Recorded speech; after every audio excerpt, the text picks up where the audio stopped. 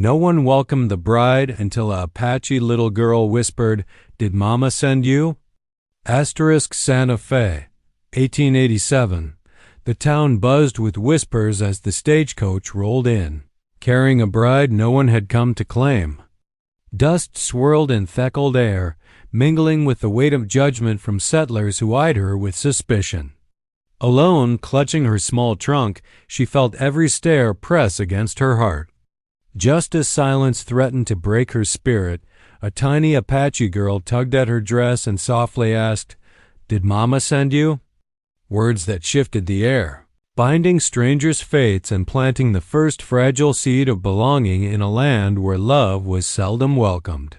The stagecoach rattled to a halt in the middle of the dusty settlement, its wheels creaking as though they, too, were weary of the journey. Eleanor pressed a gloved hand against the window, staring out at what was to be her new home. The sun beat down mercilessly on the cluster of rough-hewn buildings that dared call themselves a town, wooden fronts warped by heat, tin roofs shimmering, and streets more dirt than road. The smell of horses and dust hung heavy in the air, mixing with the faint tang of sweat from the laboring men who had paused to watch the coach arrive. Her heart fluttered uneasily. She had imagined something more welcoming, perhaps women in calico dresses nodding politely, or children darting about with curiosity. Instead, the townsfolk gathered silently, their eyes sharp and measuring. A woman in a sunbonnet tugged her child closer to her skirts. A pair of men leaning against the hitching post ceased their low conversation and stared, arms crossed, as though the very sight of her was an intrusion. The driver clambered down, dusting his trousers. "End of the line, ma'am," he said, not unkindly, but without ceremony. Eleanor forced a smile, clutching the little valise on her lap, and rose. Her silk traveling dress, chosen with such care back in St. Louis, suddenly felt like a mistake. Too fine, too Eastern. The lace collar that had seemed so proper now itched at her throat in the dry desert heat. She wished she had chosen plainer clothes, something that might have allowed her to blend in. But it was too late now. The driver offered her a hand down, and she took it, stepping carefully onto the packed earth. Her boots sank slightly into the dust, coating the leather with a fine layer that dulled their shine instantly. She looked around, willing herself to smile again, though no one smiled back. Somewhere in this strange, suspicious crowd was to be her husband John Hart, the rancher who had married her by proxy after a year of letters. His words on paper had been steady, full of promise. A man who needed a partner, a home, a mother for his little girl. Eleanor had clung to those words during the long journey west, each letter folded and refolded until the paper grew soft. But now, as her eyes swept the faces before her, John was nowhere to be found. A hollow pang opened in her chest. Had she been foolish to come? Foolish to trust a man she had never seen, to trade the comforts of her family's home for a life that seemed already hostile? She thought of her father's disapproving silence, her sister's tearful protests. "You'll vanish into nothing out there," they had said. Perhaps they had been right. The townsfolk continued to watch. Eleanor felt her cheeks grow hot beneath their gaze. She gave a polite nod toward a gray-bearded storekeeper standing in the doorway of the mercantile, but he only spat into the dust and turned away. Another woman, carrying a basket of laundry, slowed as she passed, eyes lingering on Eleanor's parasol and the ribbon on her hat. Then she hurried on, lips pressed tight. No one spoke. No one moved to greet her. It was as though she had stepped not into a town but into a trial, and the verdict was still being weighed. Driver hauled her trunk from the roof of the coach and set it beside her with a thud. "Good luck, ma'am," he said, tipping his hat before climbing back onto the box. With a crack of the whip, the stage lurched forward, leaving Eleanor alone in the settling dust, a solitary figure with a single trunk at her feet and 100 eyes upon her. The silence deepened. A dog barked once from somewhere down the street, then fell quiet again. Eleanor's hand trembled on the handle of her parasol. She straightened her spine, summoning the composure she had practiced so many times in her mirror back east. If they would not welcome her, she would not beg for it. Still, the sting of their rejection pressed hard against her chest. She had left behind everything she had ever known, and now, on this scorched patch of earth, there was no kind word, no outstretched hand. Only suspicion. Only silence. Eleanor turned her face toward the horizon, squinting against the sun. Somewhere out there, perhaps just beyond the ridge, was John, her husband, the man she had come all this way to join. She told herself he would appear soon, that he would sweep her into his arms and banish this awful moment. She clung to that image with every breath, for it was the only comfort she had. But for now, she stood alone, unwelcomed, while the townsfolk watched with eyes that spoke louder than words. "You do not belong here." Eleanor lingered by her trunk, the dust from the departing stagecoach still swirling about her hem. The driver's farewell had been brisk, almost merciful. Now he was gone, and with him, the last link to the familiar world she had left behind. She was on her own. She scanned the crowd again, searching every face, hoping for one to soften, to step forward. Surely John would be here. Surely he would not leave his bride standing in the street like a stray dog. Her eyes caught on a tall man leaning against the post outside the saloon. His hat brim shadowed his eyes, his shirt open at the collar. For a heartbeat, she thought it must be John. But when he straightened and spat into the dirt, he made no move toward her. He only watched, his expression unreadable. "Are you looking for someone, miss?" A voice drawled. Eleanor turned, startled. A wiry man with sunburned skin and a sheriff's badge pinned to his vest had stepped out of the shade. He didn't remove his hat, but his eyes were not unkind. "Yes," Eleanor said, lifting her chin. "My husband. John Hart. He should have met me." The sheriff scratched his jaw. "Hart, eh?" He glanced at the crowd, then back at her. "Well, he ain't here. I can see that," she said, trying to keep her voice steady. "But perhaps he was delayed. He wrote he knew I was coming on this coach." The sheriff's gaze softened, but his words were blunt.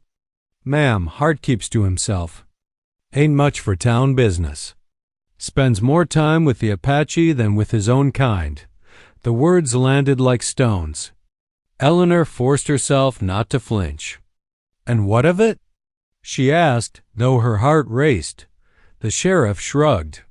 "Some folks figure a man ought to stick with his neighbors. But Hart, well, he's different. Don't mean he won't show up. Just saying, he's not the sort to come running when the stage rolls in." Eleanor swallowed hard. The sheriff tipped his hat slightly, then stepped away, leaving her with the weight of 100 stares. The murmurs began almost at once. She heard fragments, low voices meant to carry just far enough. Brought her all this way for what? "She don't look fit for ranch work. Reckon she'll last a month out there." Each word pricked her like a thorn. She clasped her parasol tighter, willing her hands not to shake. John's absence gnawed at her. In all his letters, he had written with such certainty. He had spoken of the wide valley where his cattle grazed, of the little house he had built with his own hands, of the daughter who needed a mother's care. "I will be waiting when you come," he had promised in his last letter, yet he was not waiting. Not here, not now. A sudden fear rose in her throat. What if he had changed his mind? What if he had written those letters in some moment of loneliness, only to regret them later? What if she had traveled 1,000 miles only to find herself abandoned? Her gaze drifted past the crowd, toward the edge of town where the land stretched out in harsh, endless openness. A hawk wheeled high in the sky, its cry cutting through the silence. Eleanor felt very small beneath it, very foolish, like a child lost in a place too big for her. She bent to lift her trunk, though it was heavy, though her gloves were already damp with sweat. If John would not come to her, she would find him. She would not stand here any longer as a spectacle for these people. But when she tugged at the handle, the trunk barely shifted. Her arms trembled with the effort. She heard a chuckle from somewhere behind her. "She'll break a nail for she lifts that thing," someone muttered. Laughter followed, mean and sharp. Eleanor's throat tightened. She would not cry. She would not give them the satisfaction. She straightened, smoothing her skirts with deliberate care. She raised her chin, forcing composure onto her face. "John will come," she whispered to herself, a vow spoken into the hot air. He must. But inside her chest, a hollow ache grew larger with every passing second. The silence that followed Eleanor's whispered vow was not empty. It was heavy, pressing down like the heat of the desert sun. The townsfolk lingered, watching her as if she were some creature dragged in from another world. They did not speak to her directly, yet their silence spoke volumes. She stood very still beside her trunk, parasol clutched tightly in one hand, back straight as a fence post. If she moved too quickly, she feared the dam of her composure might break. She forced her gaze past them all, to the blank fronts of the buildings, the sagging wooden porches, the warped signs painted in faded letters. Dry goods, saloon, blacksmith. Words as blunt and unwelcoming as the people beneath them.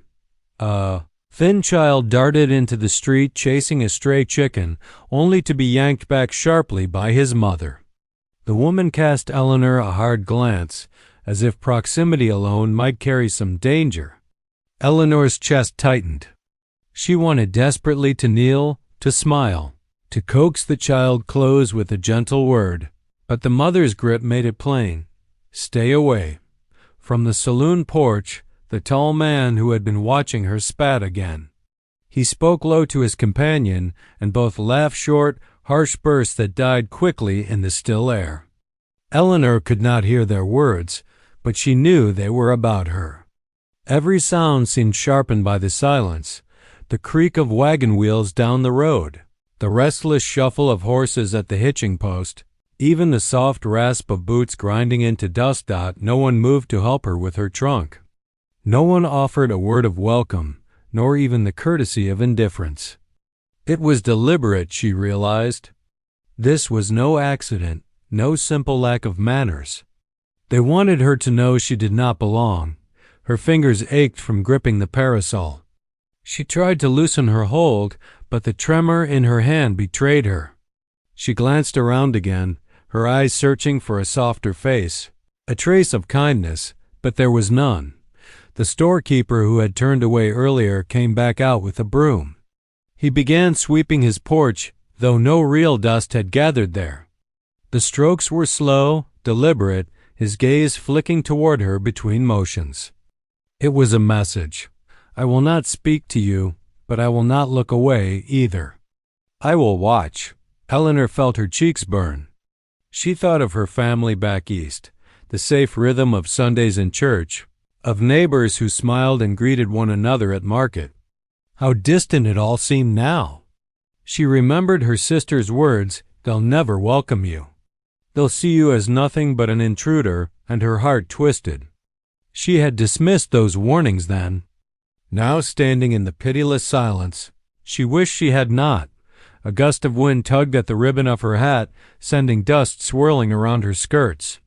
The air was dry, stinging her throat, but she would not cough, would not show weakness. She lifted her chin higher, meeting the eyes of those who stared. If they would test her, she would endure it. The laughter from the saloon porch flared again, louder this time. A man muttered, "Eastern doll won't last a week." Her stomach lurched, but she kept her expression still. A doll, was she? Perhaps so, dressed in silk and lace. But dolls break only if handled roughly, and she swore she would not give them the chance. Minutes dragged like hours. The sun inched higher, pouring heat upon her shoulders. Her gloves clung to her damp palms. She shifted her weight, but otherwise did not move. They wanted her to fidget, to falter, to shrink beneath their scrutiny. She would not, and yet, beneath her calm facade, loneliness gnawed at her. If John did not come soon, she feared she might unravel.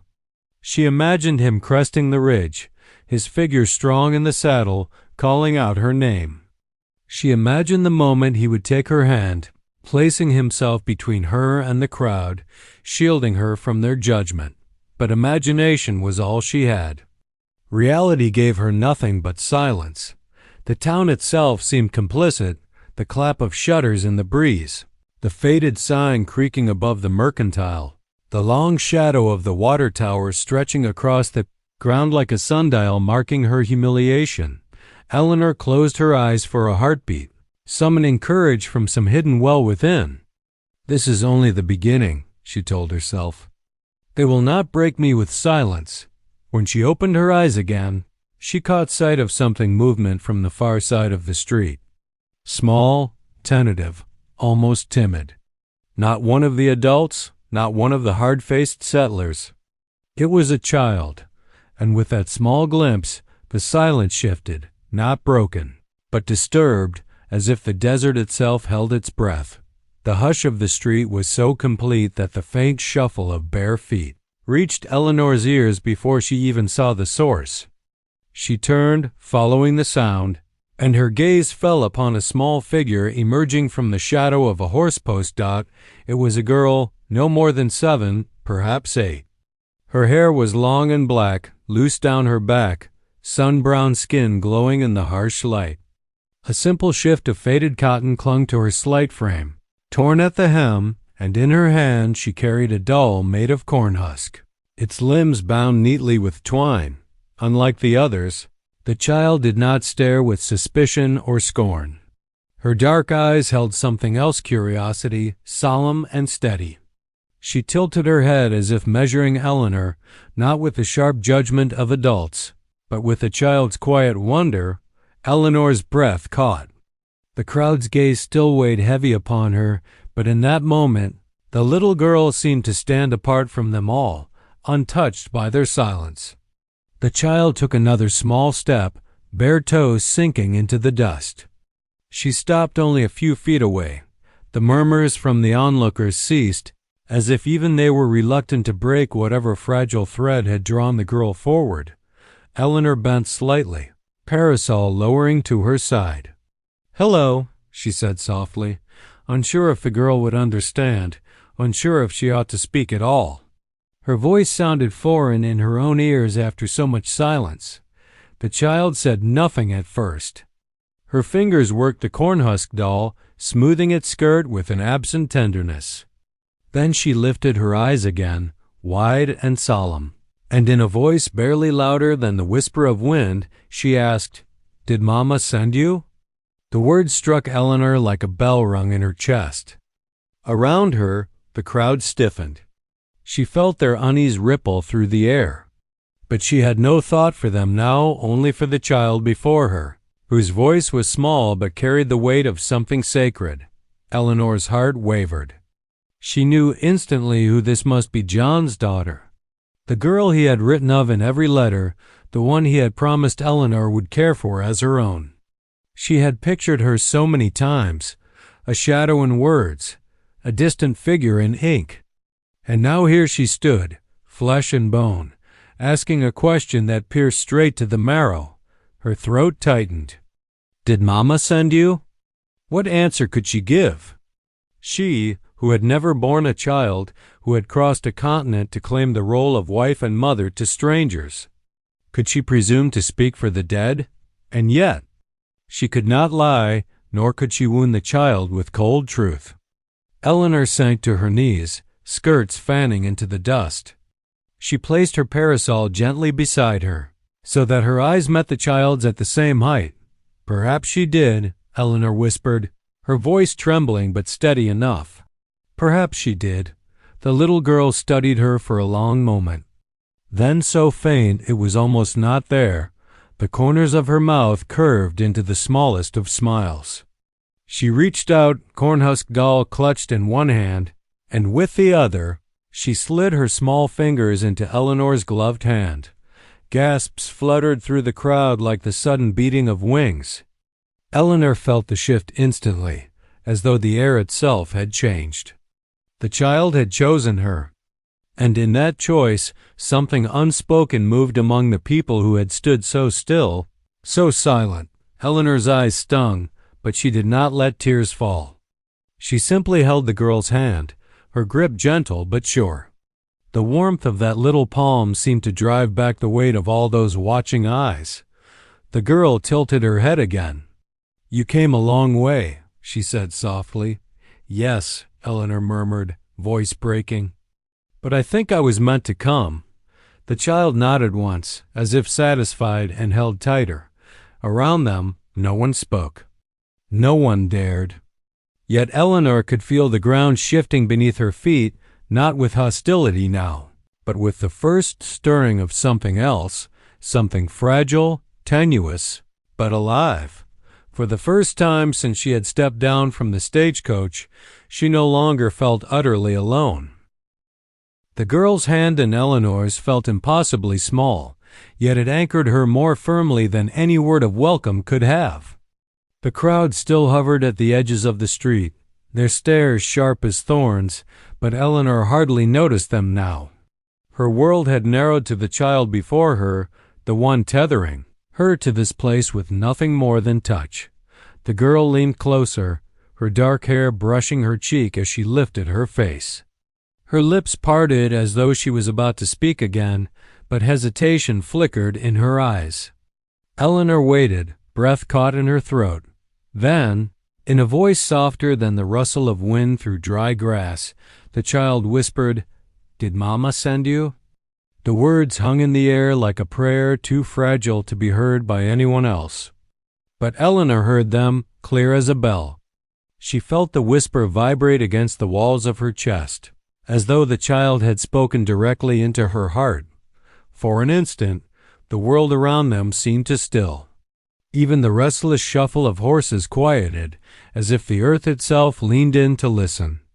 The silence of the crowd deepened uneasy now, taut with something that felt dangerously close to reverence. Eleanor's throat closed. She had been prepared for suspicion, for ridicule, even for loneliness. But she had not been prepared for this, to be looked at with hope, to be asked for something she had no right to claim. She thought of the letters again, of John's halting words about the little girl who never smiled anymore, who had grown so quiet since her mother's death. He had written of his fear that his daughter was slipping into some unreachable place of silence. When he could not pull her back from alone doubt now, Eleanor understood. The question was not idle curiosity. It was the reaching of a small soul, fragile and searching, asking whether the gulf left by a mother's absence might yet be bridged. Her heart ached with the weight of it. What was she to say? The truth that no, she had not been sent by the dead, that no hand had guided her steps but her own? Or something gentler, something that might keep the fragile light flickering in this child's eyes? Eleanor swallowed, forcing down the lump in her throat. She leaned closer so that only the girl might hear, and whispered back, "Perhaps she did." The child's eyes widened, a spark of something shining there. Relief, maybe, or belief, or both. She pressed Eleanor's gloved hand tighter between her own. "I thought so," the girl said, so quietly that Eleanor had to lean in to catch it. I asked her to send someone." Eleanor's breath broke on a soft gasp. She reached out, brushing a strand of hair from the girl's forehead, her gloved hand trembling. "Then maybe she sent me," she murmured, voice thick. "Maybe I was meant to come." The girl nodded once, solemn, as though this answer confirmed something she had long been waiting for. She held her cornhusk doll close to her chest, then pressed her face against Eleanor's shoulder with a trust so complete it stunned her. Gasps rippled through the watching crowd.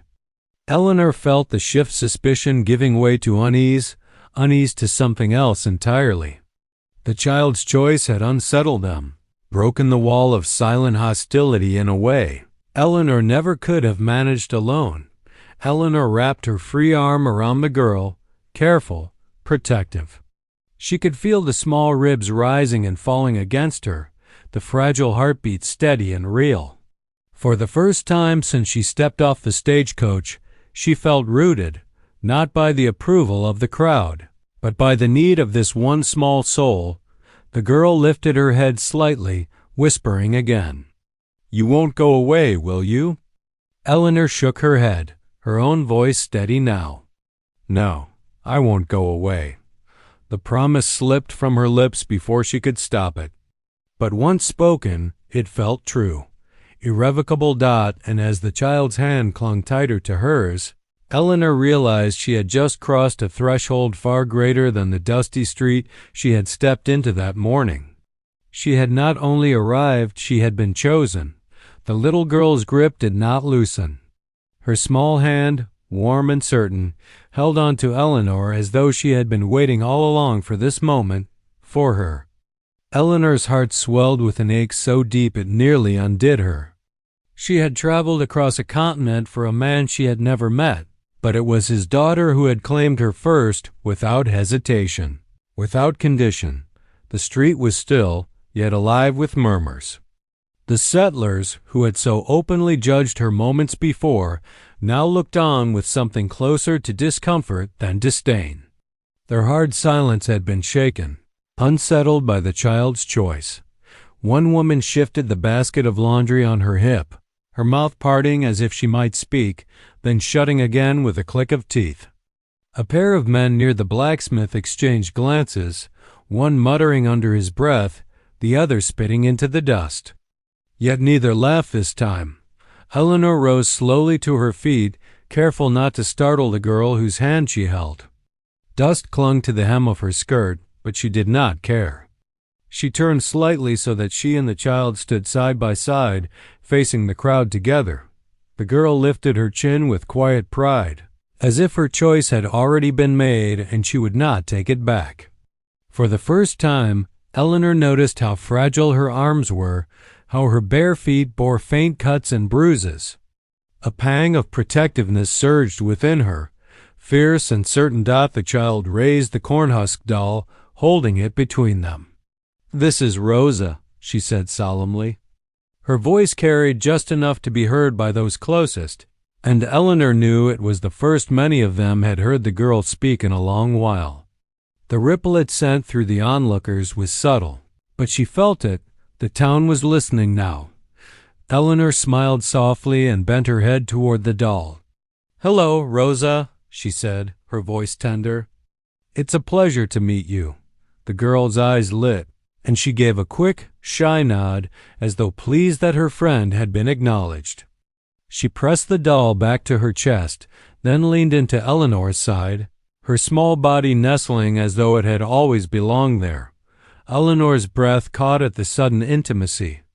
She laid a tentative hand on the child's back, fingers trembling as she felt the warmth of life beneath thin cotton. A bond was being forged in that moment, not spoken, not formalized, but real. The crowd could not ignore it. She sensed their shifting unease. Some frowned, their suspicion deepening, but others looked away, unwilling to meet her eyes. A few, though, lingered, their gazes less harsh, softened perhaps by the innocence of the girl's trust. For the first time since her arrival, Eleanor felt the balance tilt ever so slightly in her favor. Not because she had won them, but because the girl had chosen her. And in this town, perhaps the choice of a child carried more weight than any stranger's words. The girl tugged at Eleanor's hand, urging her to bend down again. Eleanor crouched low, skirts whispering against the dust. "You don't look like Mama," the girl whispered. Eleanor's throat tightened. "No," she admitted gently. "I don't, but you feel—" "Safe," the girl added, as if searching for the right word. Tears threatened, but Eleanor held them back. She brushed her thumb lightly over the girl's small knuckles. "Then I will do my best to keep you safe," she whispered back. The girl nodded once, satisfied, and pressed the cornhusk doll into Eleanor's free hand as though sealing the promise. Eleanor clutched the fragile toy, feeling its rough texture against her glove, and realized it was a gift of trust, one she dared not betray. Behind them, the settlers still lingered, watching. Yet Eleanor no longer felt crushed beneath their judgment. The child's presence had shifted everything. She was no longer alone, standing stranded in hostile silence. She had been claimed in the simplest and purest way, and that bond, fragile though it was, felt stronger than any vow spoken aloud. The moment hung suspended, delicate as a thread in sunlight. Eleanor held the cornhusk doll against her chest, the child's hand warm in her own. The weight of the crowd's eyes pressed in, but their silence no longer cut as deeply. For the first time since stepping off the coach, she did not feel abandoned. Then, from the far end of the street, came the faint rhythm of hooves. Slow, deliberate, the sound carried over the stillness like a drumbeat. Heads turned. Men shaded their eyes. A murmur rippled through the onlookers. "It's Hart. 'Bout time he showed. Wonder what he'll make of this." Eleanor's heart jolted against her ribs. She turned toward the sound, her breath tightening.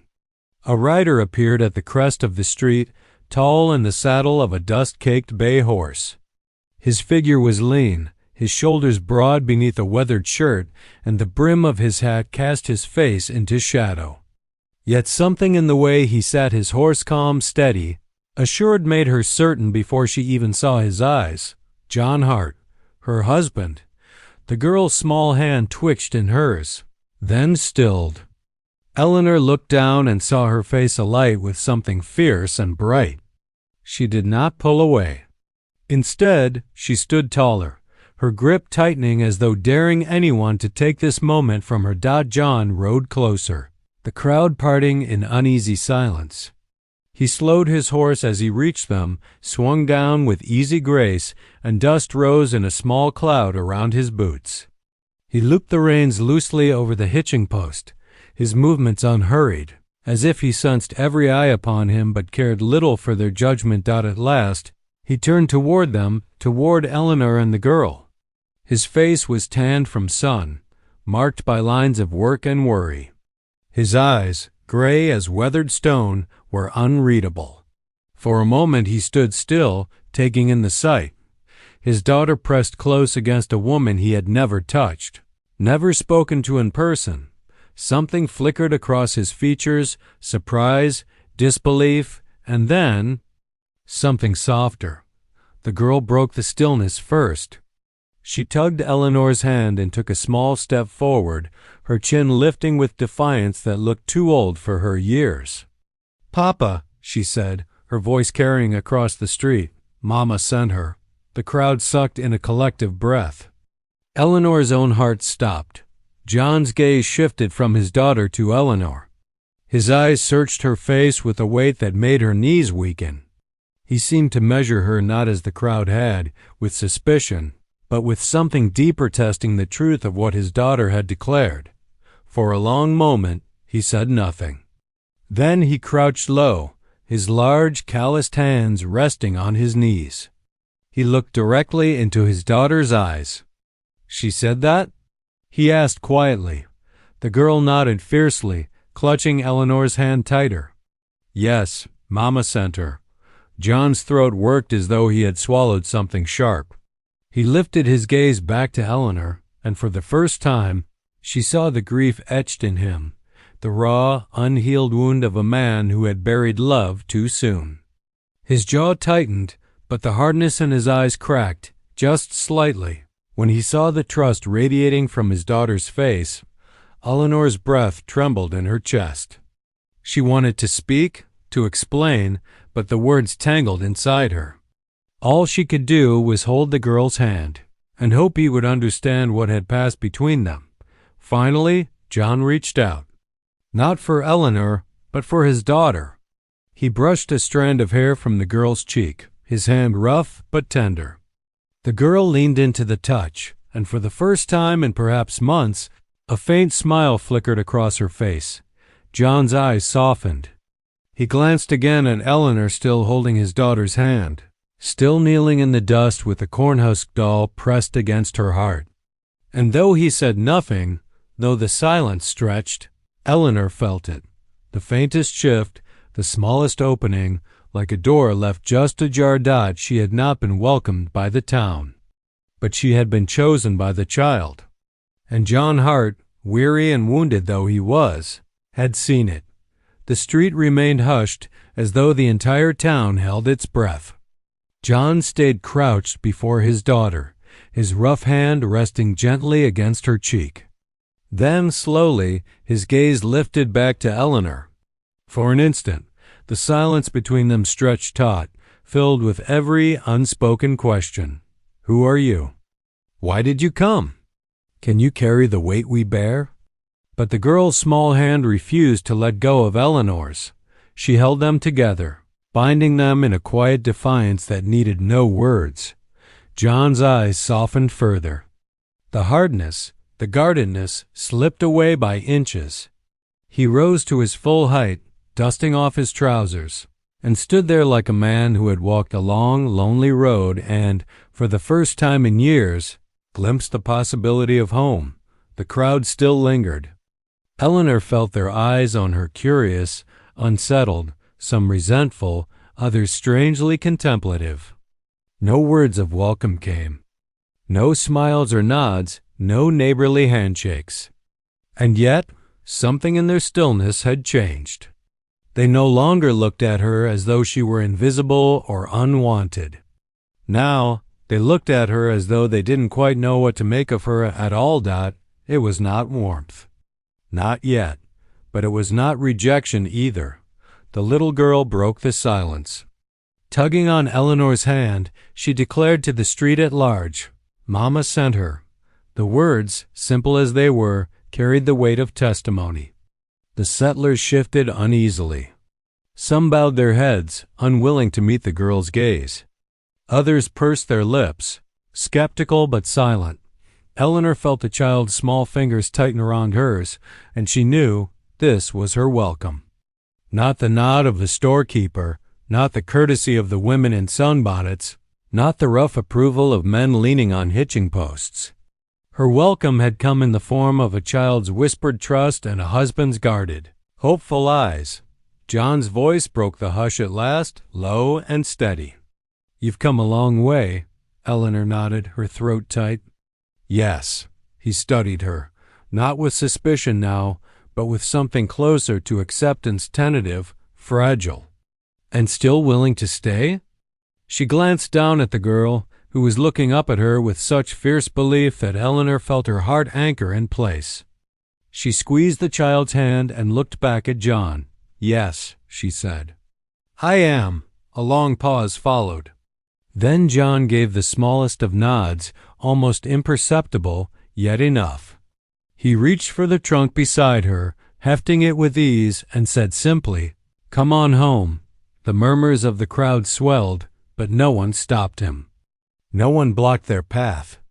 Eleanor felt their stares follow her as she walked beside John and his daughter, but the sting of those eyes no longer cut her down. The child's hand in hers, the cornhusk doll pressed into her other palm, and John's steady figure at her side, these were her welcome. At the edge of town, as the sun leaned westward and painted the land in shades of gold, Eleanor stole one last glance over her shoulder. The townsfolk still watched, their silence heavy, but it no longer felt hostile. It felt uncertain. She realized then that their welcome, if it ever came, would be slow, earned inch by inch, but she could live with that. She had not come for the town. She had come for this girl who had asked a question with the weight of longing in her voice. "Did Mama send you?" And she had come for the man whose eyes now flickered with the faintest light of hope. Eleanor tightened her grip on the little girl's hand.